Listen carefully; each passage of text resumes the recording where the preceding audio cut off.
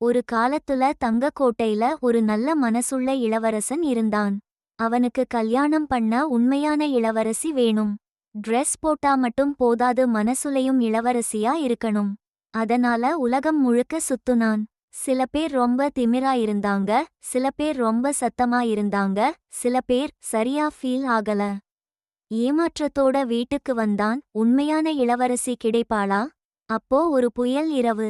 டமார்! கோட்டை கதவு தட்டப்பட்டுச்சு. ராணி கதவ திறந்தா நனைஞ்சு போய் சேத்துல நனைஞ்ச ஷூஸ் ஓட கிழிஞ்ச மேலாடையோட ஒரு பொண்ணு நின்னா. நான் உண்மையான இளவரசி, புயல்ல வழி தவறிட்டேன்னு சொன்னா. ராணிக்கு சந்தேகம். உண்மையான இளவரசியா? பாப்போம்னு நினைச்சு ஒரு டெஸ்ட் வச்சாங்க. ஒரு பெரிய கட்டில் கீழ ஒரே ஒரு பச்சை பட்டாணி வச்சாங்க.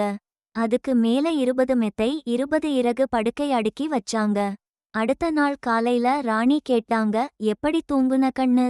அந்த பொண்ணு கொட்டாவி விட்டுட்டு சொன்னா, ஐயோ, நல்லாவே தூங்கல.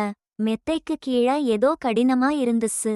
ரொம்ப அன்கம்ஃபர்டபிள். ராணி சிரிச்சாங்க. உண்மையான இளவரசியால மட்டும்தான் அவ்ளோ சென்சிட்டிவா இருக்க முடியும்.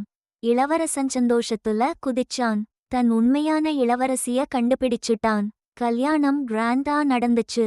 அந்த சின்ன பச்சை பட்டாணி ராயல் பெட்டில வச்சு பாதுகாத்தாங்க.